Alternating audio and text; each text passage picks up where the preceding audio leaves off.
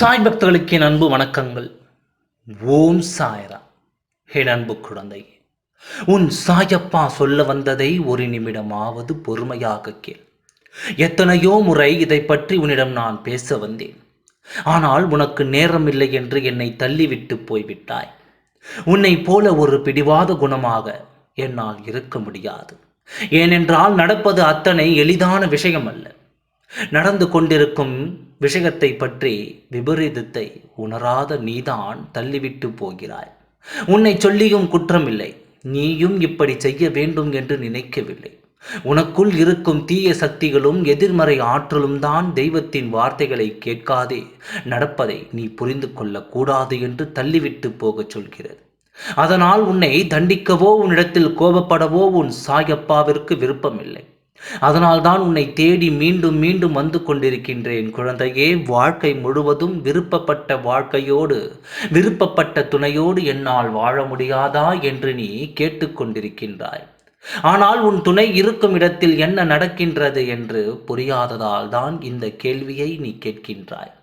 ஒரு முறையாவது நீ இதை பற்றி தெரிந்து கொண்டால்தான் இதையும் என்னால் சரி செய்ய முடியும். நேற்று இரவு கூட உன் துணை விடிய விடிய பாடாய்பட்டாள். காரணத்தை தெரிந்தால் நீயும் கண்ணீர் தான் விடுவாய். இப்படி ஆகிவிட்டது. அதனால்தான் உன் வாழ்க்கையும் இந்த நிலைக்கு தள்ளப்பட்டிருக்கிறது. என்ன செய்வது? தீய சக்திகள் ஆடும் வரை வேடிக்கை பார்க்க வேண்டியதாக இருக்கிறது. அதற்கும் உன்னுடைய கர்மாதான் காரணமாக இருக்கிறது.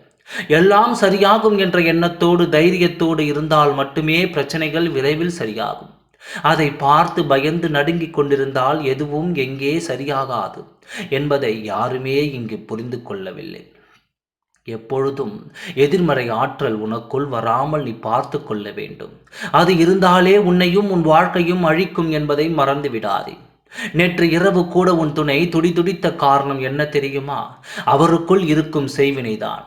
அவருக்கு செய்த செய்வினையால் தான் நீயும் உன் துணையும் இப்பொழுது பிரிந்திருக்கின்றீர்கள். சேரும் தருணம் வந்தாலும் உன் மனம் மாறி உன் துணையை ஏற்றுக்கொள்ளலாம் என்று வந்தாலும் அது நடக்காமல் போக காரணம் என்ன தெரியுமா? உன் துணைக்கோள் இருக்கும் செய்வினைதான் காரணமாக இருக்கிறது. அதனால் அவர் பட்ட வேதனையை நான் கண்கூடாக பார்த்தேன். என் கண்களில் இருந்தே கண்ணீர் வந்து விட்டது.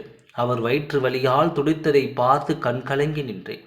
இந்த தீய சக்தியை அழிப்பதற்கு செய்வினையை அழிப்பதற்கும் காலமும் நேரமும் இருக்கின்றது குழந்தையே. அந்த கால நேரத்தை உருவாக்கி உன் துணையை நான் உன்னோடு சேர்த்து வைப்பேன். செய்த பிழைக்கு முன் துணைக்கும் எந்த சம்பந்தமும் இல்லை. செய்ததெல்லாம் அந்த எதிர்மறை ஆற்றல் தான், அந்த செய்வினை தான். இதை செய்தவர்களையும் நான் வேடிக்கை பார்க்க மாட்டேன். தக்க தண்டனையை கொடுப்பேன். அவர்களுக்கு தண்டனை வழங்கும் நேரம் நீயும் உன் துணையும் ஒன்று சேர்வாய். இது சத்தியமாக நடக்கும். நான் சத்தியம் செய்து சொல்கின்றேன். உன் வாழ்க்கையை நான் சரி செய்வேன். நம்பிக்கையோடு இருந்தால் நல்லது கட்டாயம் உனக்குள் நடக்கும். உன் வாழ்க்கையின் நிலை மாறும்.